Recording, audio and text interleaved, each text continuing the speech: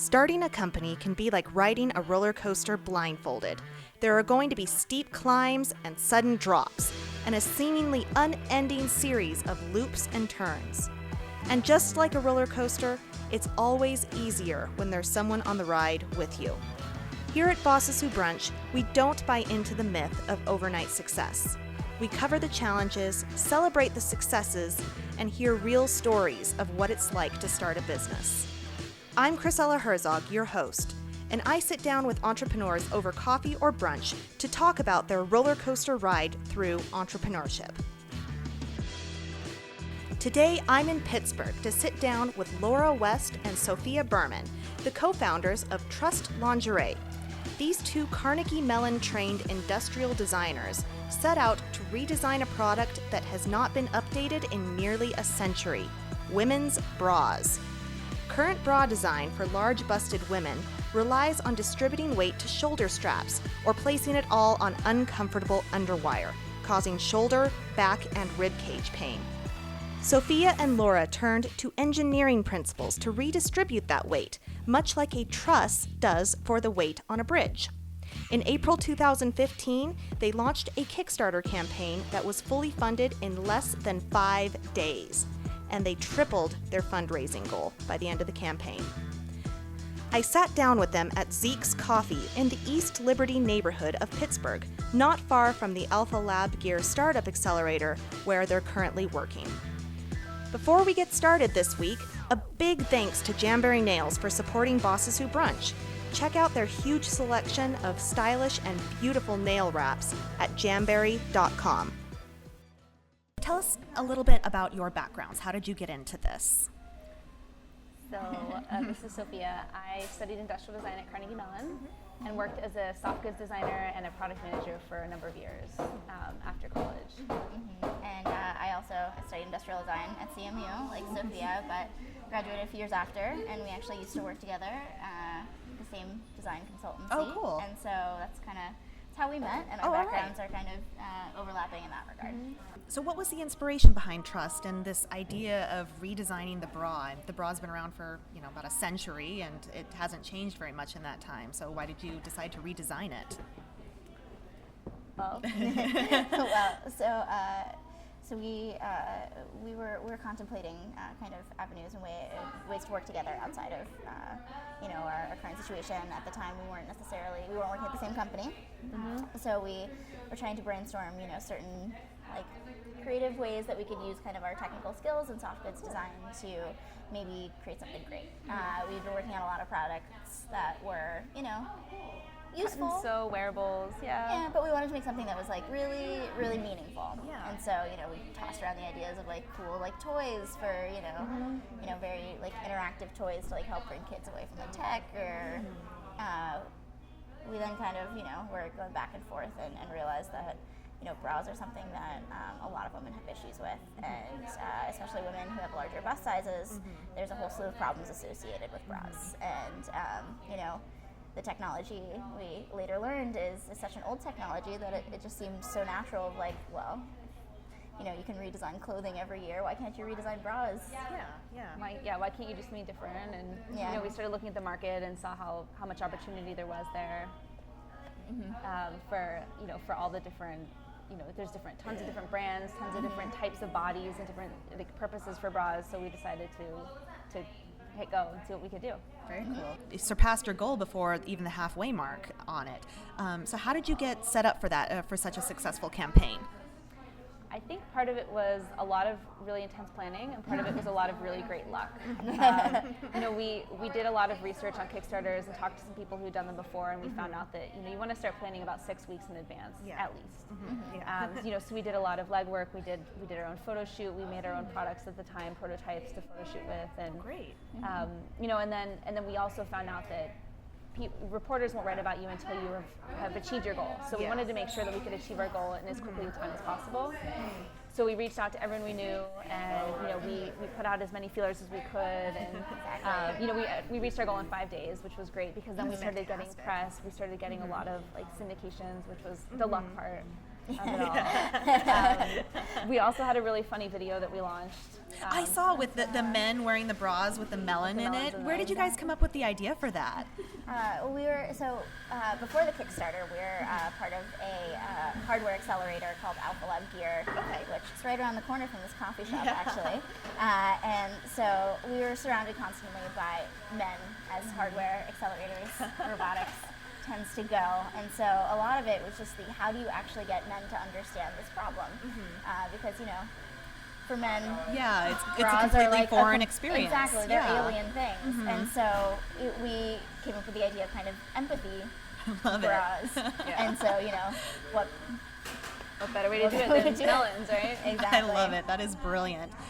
So looking back on it now, what kind of advice would you have for somebody who's looking to just start a crowdfunding campaign? Plan early. I know the most successful Kickstarters we've experienced, we've heard of, have all had very, everything very well detailed. Like I'm going to follow up with people on this date. I'm going to send out emails on this date. So really, know exactly how your marketing plan is going to go. Okay. One aspect.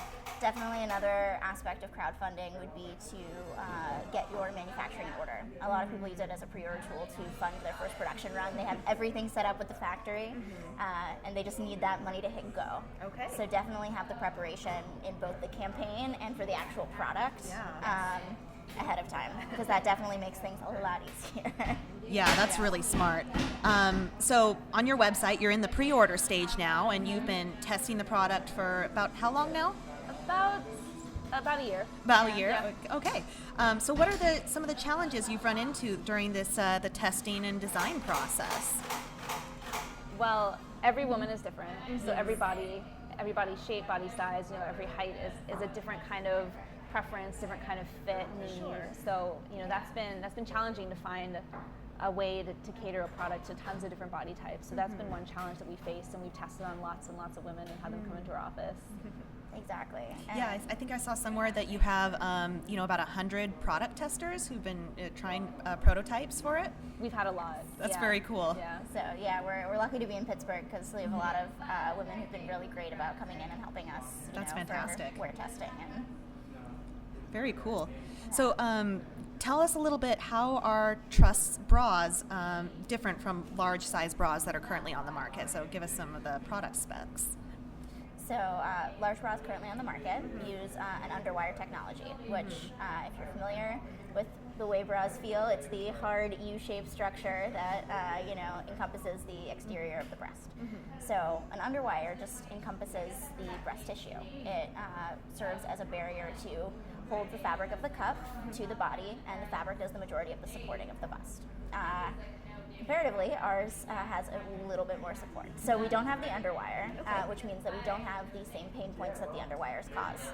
And as a result, our structure is a molded polymer structure, and it has more support from underneath. So it doesn't actually rely on the fabric of the cup to do the supporting of the bust. Okay. So it's a cantilevered system that places the weight of the bust onto the core of the body, which is where the majority of the strongest muscles are. Okay. So instead of putting it on the straps, as a lot of bras tend to do, it definitely supports more from underneath. Very cool. So since you're redesigning the bra and shifting this weight from the straps to under the cup, are you also redesigning how, the sizing and how bras fit? Not really. Not really? No, Okay.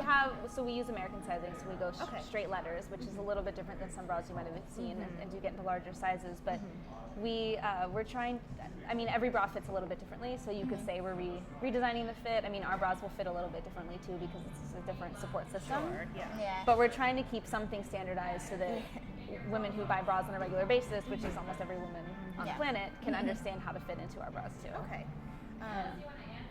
And then I know when you were first doing the Kickstarter, you said you were using 3D printers to design the prototypes. Are you still using 3D printers to make all of these, or do you have a different manufacturing setup now? So we definitely, 3D printing has been integral for our prototyping process because we've been able to iterate really quickly. But obviously that doesn't necessarily mean that it's a scalable process for large that's amounts why I of was product. wondering. Yeah. So, we're definitely still using it to do some testing. However, we're working with injection molders to actually make the structural components that we're integrating. Very cool. Very cool. So, like you mentioned, we're in Pittsburgh, and you've had some great community support here. Other than that, why choose Pittsburgh? Well, it's an affordable place to live. It's comfortable. It's it has had a lot of support that you wouldn't find in other cities as much. I mean, and I think it's just a good region. There's a lot of manufacturing possibilities here, and you're close enough to places like New York and Philly where there's like a bigger fashion hub, but you still have the tech aspect. It's true. Yeah, it's definitely been on the rise in the past few years. Like a lot of the Silicon Valley companies have started setting up headquarters here. Google's moved here. Uber just set up a huge research facility here. Oh, very cool. Yeah. So Facebook has a little office here soon. Exactly. I heard Facebook had like a virtual reality office here or something like that. Yeah. They That's very cool. bought Oculus. Yeah, okay. So it's definitely because of the universities. There's a huge pool of intellectuals here who are willing to work for startups, and it's just kind of a really great I'd like to call it the Silicon Valley of the East, but it's probably not that cool yet. There's a lot of talent here. There's a lot of talent here. Yeah. That's very cool. So you two are in a really interesting position. You're women business founders, you're women in STEM, and the company that this market segment is not something you normally associate with a tech field. So I'm sure you've run into some really cool opportunities as well as some really frustrating challenges with that. So can you talk about some of that? So I think, like Laura mentioned, being in the almost all male-dominated accelerator and having to cater to a lot of male investors, male counterparts has been an interesting challenge, and we've tried to use a lot of it, combat a lot of that for humor. Hence our Melon Man video, and a couple, we try to be more punny, like, take things lightheartedly. I don't know what else we faced. Yeah, I mean, in the fashion industry in general, I mean, in the beginning we got a little bit of pushback, right? There's these newcomers trying to do something. But Yeah, who are these ladies? Who are these weirdos? But well, we're in an industry, it's been around for so long, and they're so used to doing the same thing over and over again, and perfecting that, which works really well to an extent. But if you think about the market that we're tackling, the product adoption has been interesting. Some brands are really, really excited about it. Some brands think we're kind of crazy nuts, So we're integrating starting the industry, we're getting some good feedback lately, though. Well, that's like I really cool. definitely say, the industry's opening up a little bit more. That's awesome. That's great to hear. And they will even more as we grow. Oh yeah, I totally believe it. So what's next for you guys? Like within the next 6 months to a year, what are your plans for that as far as, and also long term, what's your plans for like maybe the next 5 years? So we are moving to production, and we should be shipping by summer. So we'll start getting product out into the market. We'll start scaling. We'll start. We have 3 styles in our first line. We'll start opening up new styles and working on new products. Great. So that's some of our shorter term goals, is to really just get product on the market and increase our marketing capabilities. And longer term, there's a couple of new products we have that are not really secretive. We just haven't fully developed them yet. Sure. Yeah. So Cool. Well, that's really exciting. Congratulations on and good luck in the next year. It's going to be fun. I'm looking forward to the shipping. That'll be fun. Us too. I believe it. Thank you so much for listening to this week's episode of Bosses Who Brunch. If you enjoyed this episode, please rate us on iTunes. And if you're an entrepreneur who's looking for even more awesome support, come attend one of our Bosses Who Brunch meetups in Utah, or join our Bosses Who Brunch Facebook group. Bosses Who Brunch is a production of White Hat Magazine. You can find more information about White Hat Magazine and Bosses Who Brunch at whitehatmag.com.